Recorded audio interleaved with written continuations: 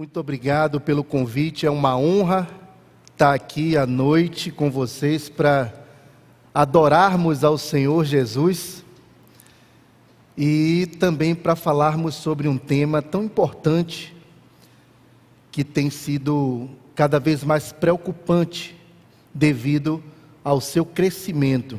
É um tema muito delicado.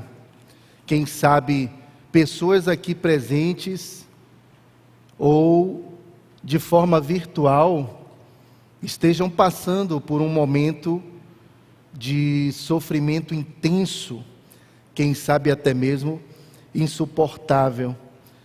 Então eu agradeço a Deus por essa oportunidade e agradeço à Igreja Batista Metropolitana, representada por essa juventude linda, e pelo seu pastor Fábio, que me convidou para estar aqui com vocês esta noite. O Setembro Amarelo, como já foi dito, vocês sabem muito bem, é um mês que foi escolhido para falarmos mais um pouco a respeito do comportamento suicida. E esse evento do Setembro Amarelo, ele começou em 2015 no Brasil, onde há um esforço maior para buscar evitar que as pessoas estejam tirando suas vidas. Por isso que o tema desta noite é aprendendo com o sofrimento. Sofrimento não é um professor muito agradável não é? A gente gosta mais daquele professor legal que chega e tal, e consegue se comunicar, e ele transmite uma aula massa, não é assim? Mas aquele professor meio estranho, chatão, mas que tem também conhecimento de causa, mas você não gosta muito dele, o jeitão dele, né? E é aula de fulano de tal. Mas fulano de tal, apesar de não ser tão agradável, ele também tem muito o que ensinar. O sofrimento seria esse professor desagradável, que eu não gosto dele também. Eu também não gosto do professor sofrimento, mas eu prefiro ver o sofrimento como um acontecimento pedagógico na minha vida, do que como algo catastrófico, pessimista e quem sabe até cabal. E nós que somos cristãos, temos a palavra de Deus, mas até mesmo nessa hora, onde pessoas estão enfrentando um sofrimento intenso e quem sabe insuportável, o uso da palavra de Deus tem que ser com muita sabedoria, porque às vezes, como a gente vai ver aqui ao longo desta mensagem, a gente usa a palavra de Deus para tentar curar, para tentar consolar, para tentar encorajar, mas não da forma certa, não com sabedoria. Então, nós iremos estar nos baseando nesta noite no livro de Jó.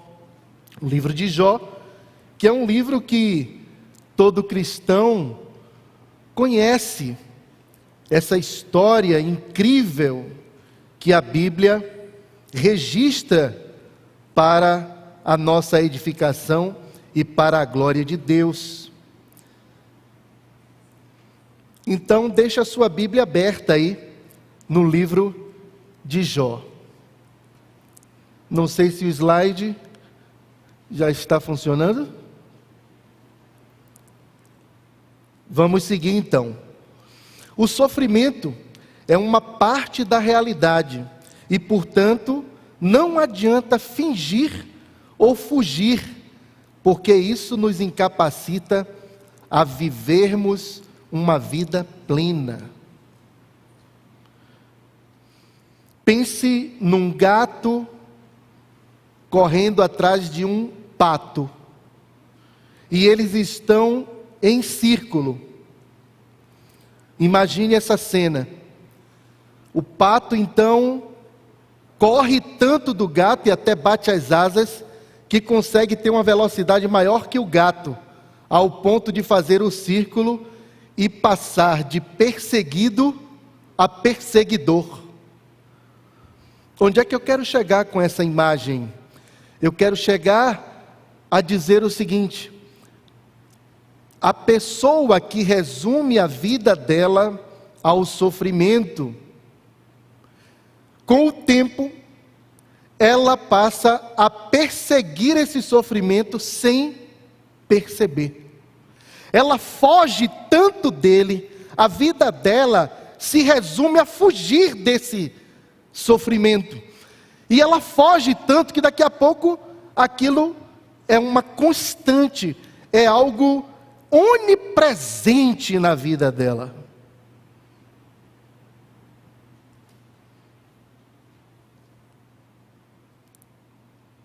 A vida se torna uma eterna briga para deixar de sofrer, enquanto perdemos todas as outras oportunidades que Deus está proporcionando.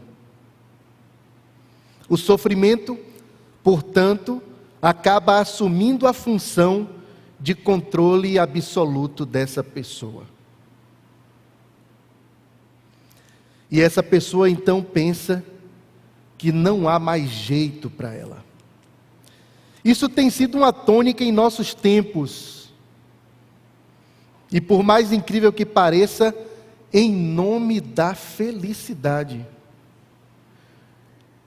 Esse é um dos paradoxos, pastor Fábio, que mais me impressiona nesses tempos.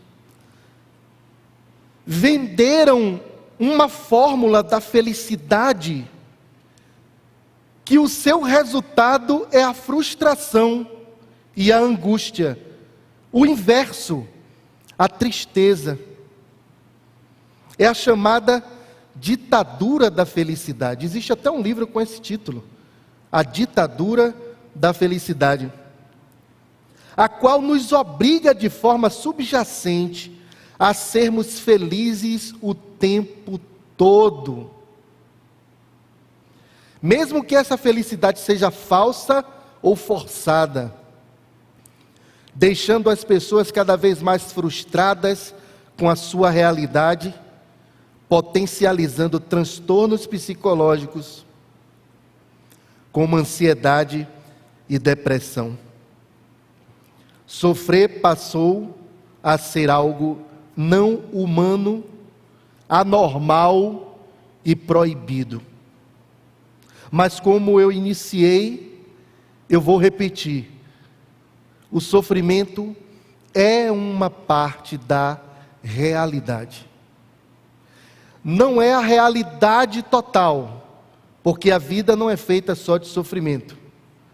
Mas é uma realidade, parte dessa realidade, e nós precisamos então assumir essa parte da realidade. Eu convido vocês a abrirem o livro de Jó, no capítulo 1, e nós vamos ler os versos de 1 a 3, para vermos quem era Jó antes de entrar num sofrimento intenso e quase que insuportável. Jó, capítulo 1, de 1 a 3. Havia um homem na terra de Uz, cujo nome era Jó, e este era homem sincero, reto e temente a Deus, e desviava-se do mal. E nasceram-lhe 7 filhos e 3 filhas, e era o seu gado 7.000 ovelhas, e 3.000 camelos, e 500 juntas de bois, e 500 jumentas. Era também muitíssima gente ao seu serviço, de maneira que este homem era maior do que todos os do Oriente. Então veja que Jó tem a referência de Deus como um homem digno, um homem íntegro, um homem que se desviava do mal e que temia ao Senhor. Ele então era um homem bem-sucedido e de grande patrimônio. A Bíblia diz que ele era o maior do Oriente nessa época. Mas sobreveio a ele um primeiro momento de terror, quando Satanás entra na vida de Jó e leva os seus filhos morrem, também todos os seus bens são perdidos. Mas a Bíblia diz que nesse primeiro momento na história de Jó, capítulo 1, verso 22, Jó ainda não havia se desesperado, ele ainda não havia entrado em confusão sentimental e também em relação à sua fé. O verso 22 diz assim: mas em tudo isso Jó não pecou, nem atribuiu a Deus falta alguma. Realmente esse homem é admirável, porque perder os filhos e perder os bens, e mesmo assim ele permanecer sem pecar e temendo a Deus, é admirável. Mas Satanás, não satisfeito, na presença de Deus, ele diz: Jó te teme, porque ele ainda é saúde, ele ainda tem saúde, é um homem vigoroso. Deixe que eu toque nele. E Deus permite, mas impede que Satanás tire a vida de Jó. E aí sim, quando isso acontece, Jó então entra em intenso sofrimento. E eu vou ler aqui o capítulo 3, para vocês verem o que Jó disse, o que Jó escreveu, e como ele expressa essa dor.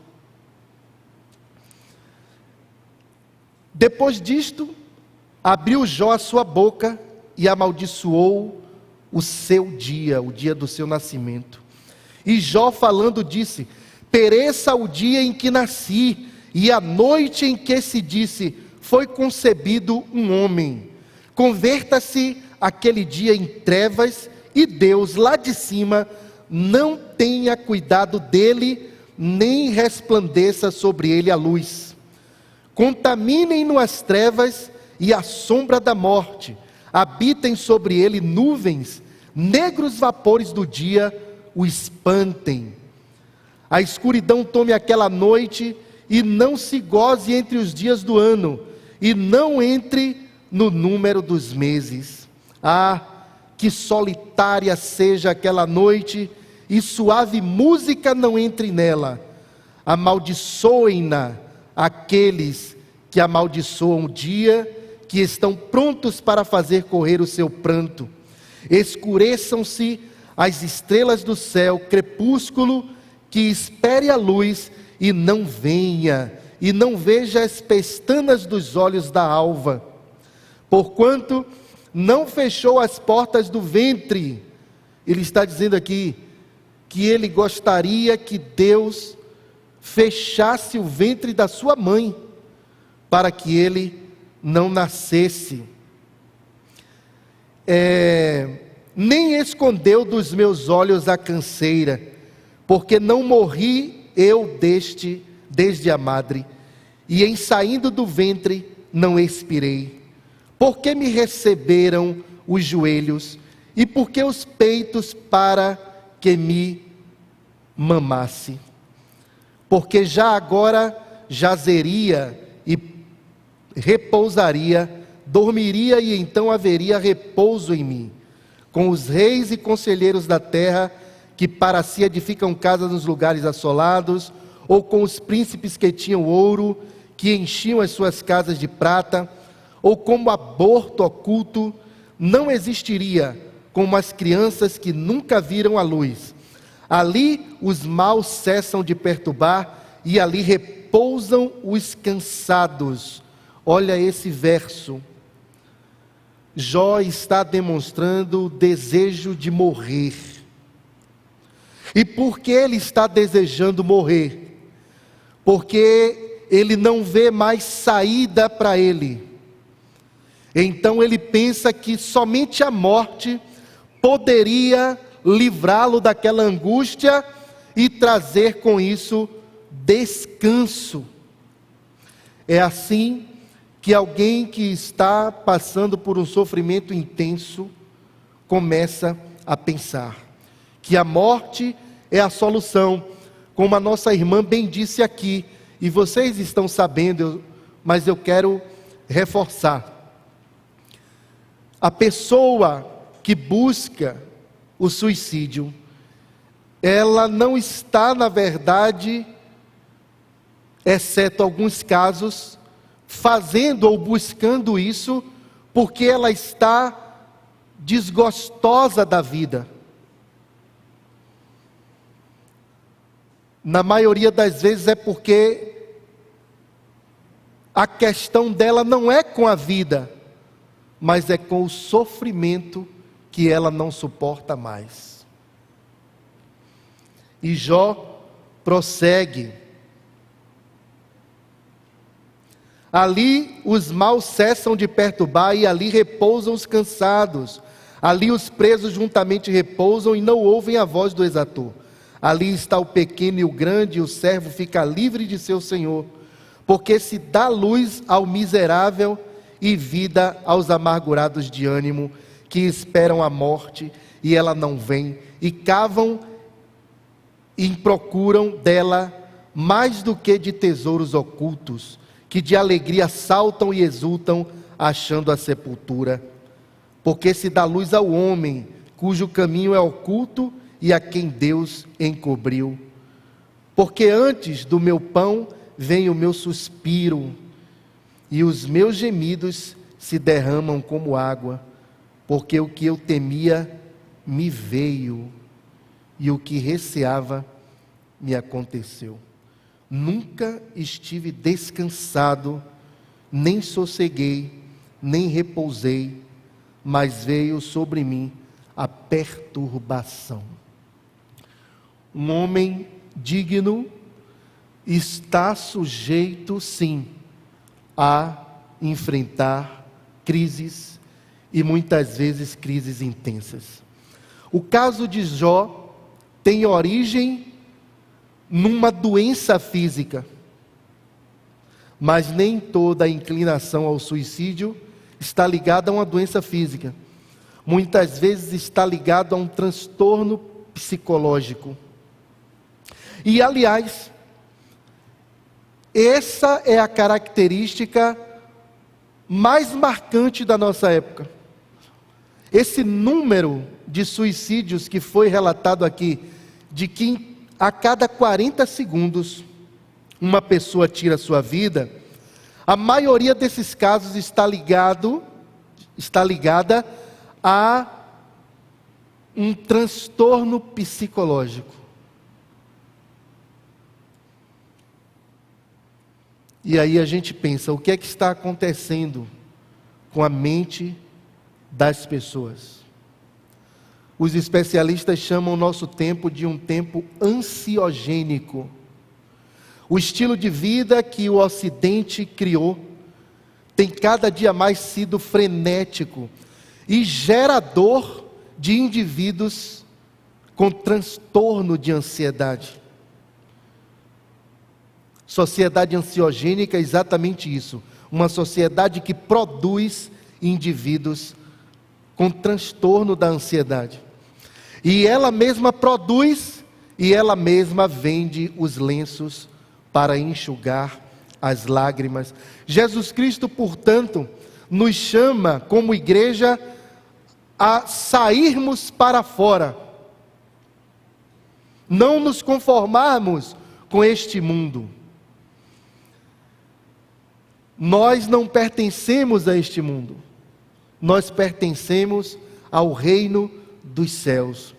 E a nossa mente deve ser controlada pela palavra de Deus e não pelos conceitos, ideologias e permissividades da nossa época.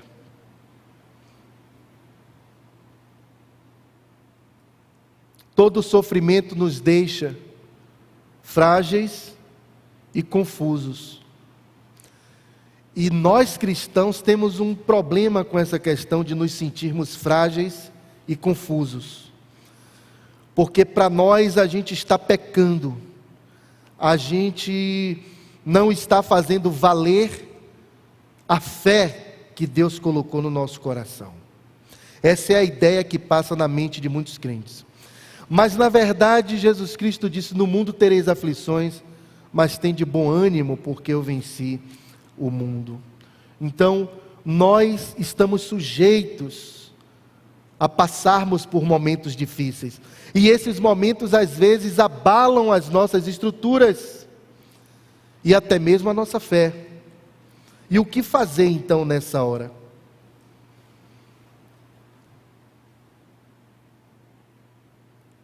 Por isso que a gente vai ver agora como foi que os amigos de Jó buscaram dar um apoio a Jó. Então aqui tem algo muito importante: não fique sozinho. Você precisa de amigos. O tema da juventude é unidade. Nós cristãos precisamos trabalhar habilidades sociais, muitos de nós, para que a gente possa desenvolver relacionamentos dos quais tenhamos ali suporte emocional, tenhamos ali segurança, carinho, acolhimento. Por isso você não deve ser um crente que vem para a igreja, senta, cultua a Deus, isoladamente volta para sua casa. Você precisa buscar em Deus vencer essas dificuldades.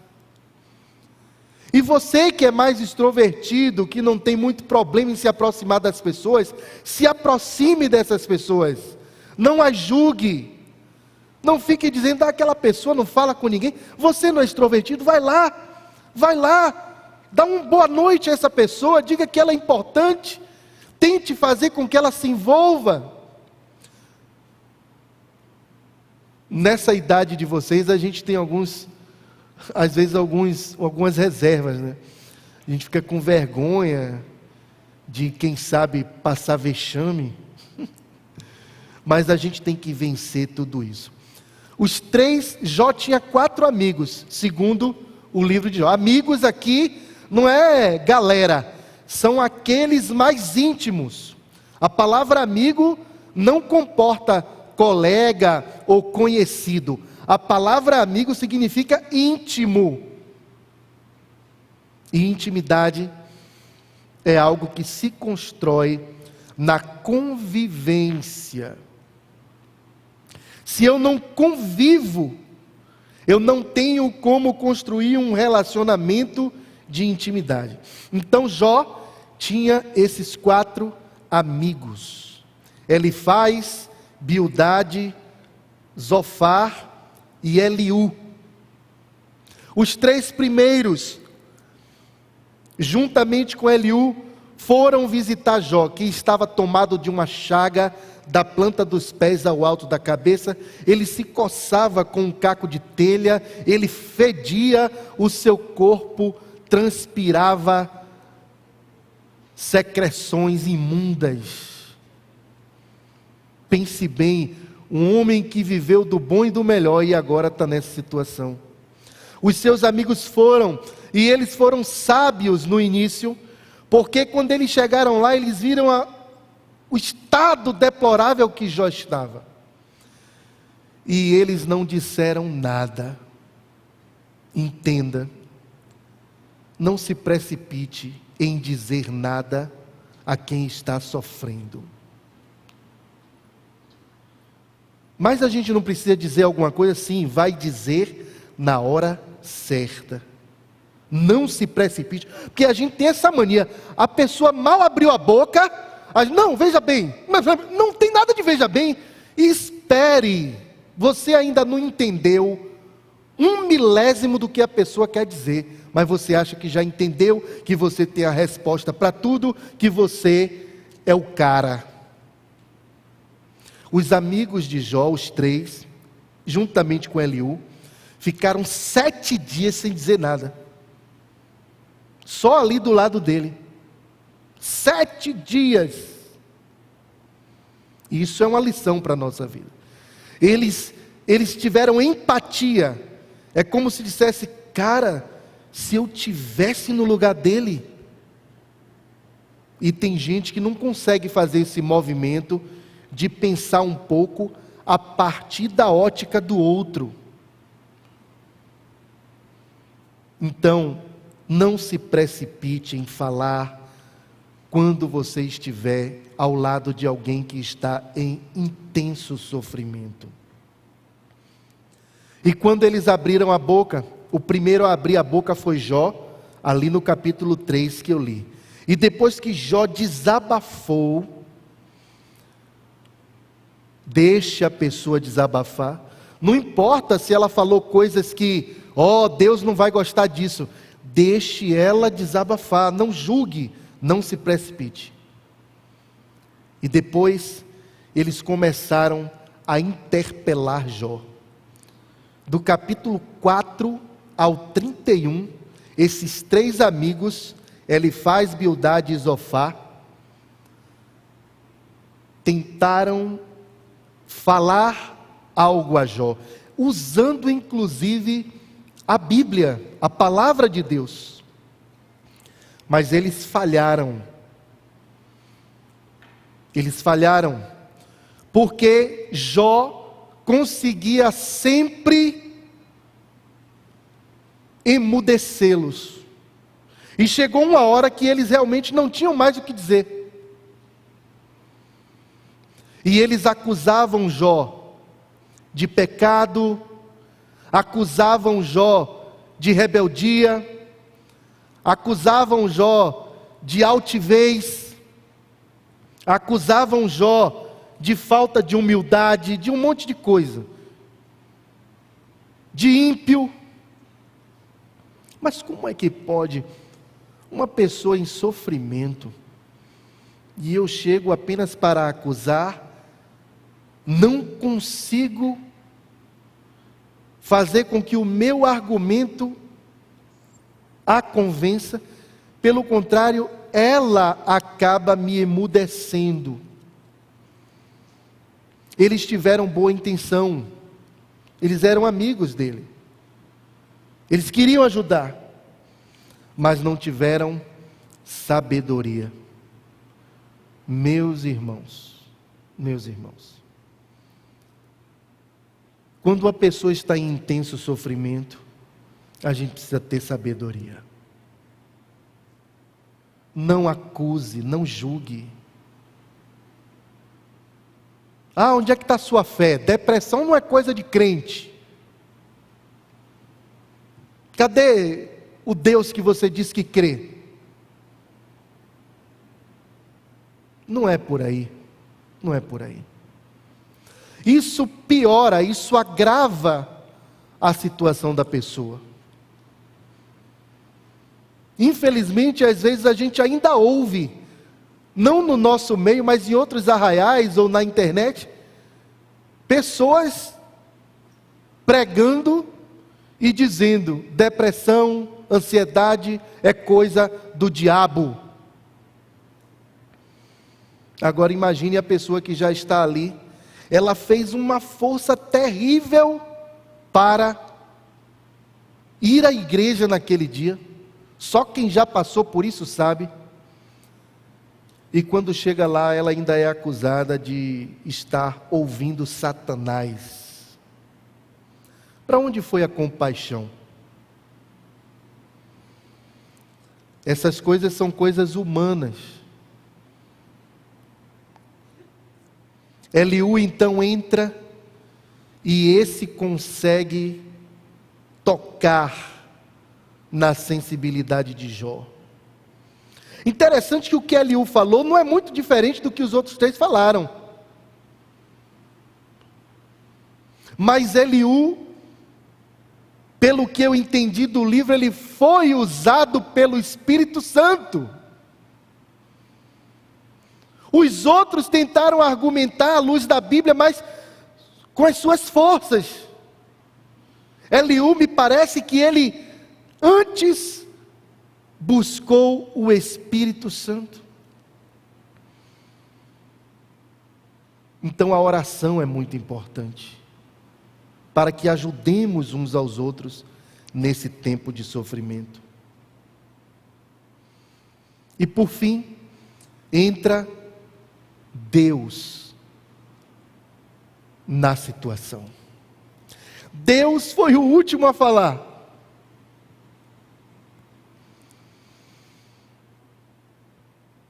Todos os capítulos, até o capítulo 37, são os homens falando entre si. Do 38 ao 41, Deus começa a falar. E interessante que Deus não responde às questões que Jó levantou. Jó levantou N questões ao longo do livro. E Deus não chegou para Jó assim: Jó, agora senta aí que eu vou responder as perguntas que você fez. Deus não fez isso não, já percebeu? Deus não respondeu nenhuma pergunta que Jó fez. Deus só disse assim: meu filho, sente aí que eu vou lembrar quem sou eu. E o sofrimento nos faz esquecer. O sofrimento nos deixa confusos. O sofrimento nos fragiliza. Eu já passei por intenso sofrimento e sei disso. Pastor Fábio me ajudou muito. Pastor Abraão me ajudaram muito. E a gente fica tonto mesmo. Mas o senhor é um pastor. O senhor tinha que chegar nessa hora e entender. Não. A gente é como se tivesse tomado um murro e está meio tonto. Então a gente precisa do outro que está mais firme para nos lembrar, para nos amparar, para nos acolher. Esses pastores em nenhum momento me diminuíram pelo momento em que eu enfrentei de sofrimento e fraqueza. Nenhum momento. Sempre solícitos e sempre me inspirando e dizendo: você é um homem de Deus. Você é um homem de Deus. Porque até pensar em deixar de ser um pastor, o sofrimento me levou a considerar. Então, vamos lembrar de uma coisa. Deus, quando chega para Jó, Ele apenas diz: lembre-se de quem eu sou.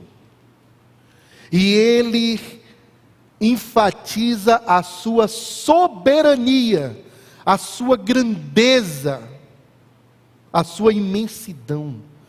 Eu não vou ler aqui porque o nosso tempo já está se esgotando, mas quando você chegar em sua casa hoje, releia ou leia pela primeira vez os capítulos 38 a 41.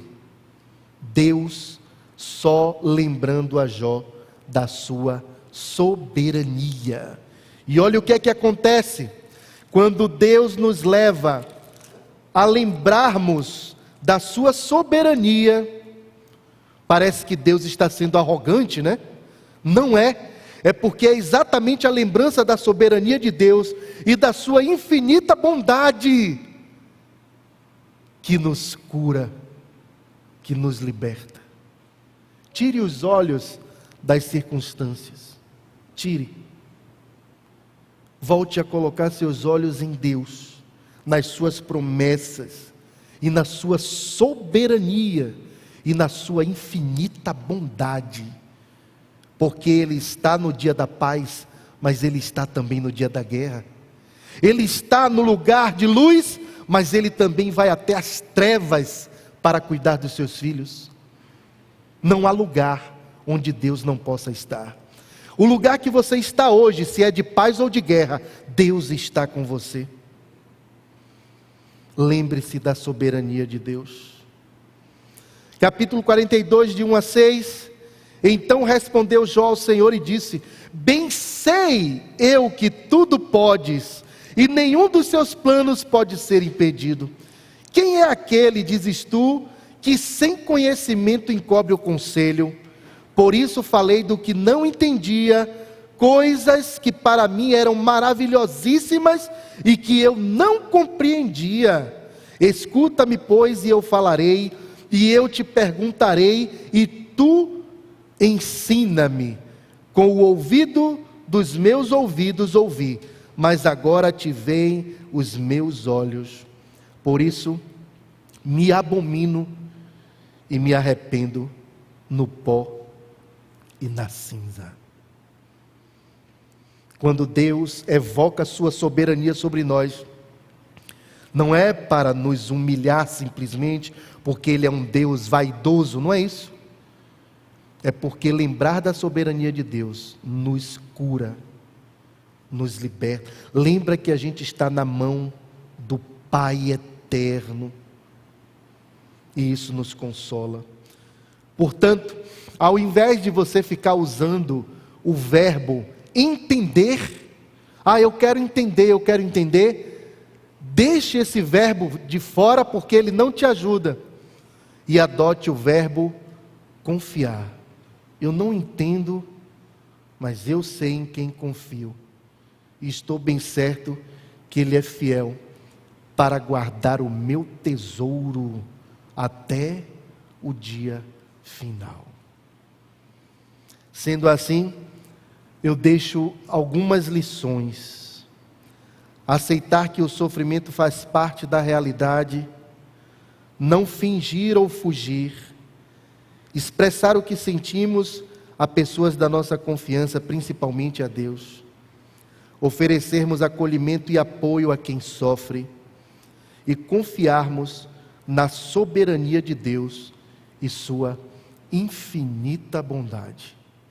Que Deus seja louvado para todo sempre. Obrigado pela oportunidade. Deus abençoe a todos vocês.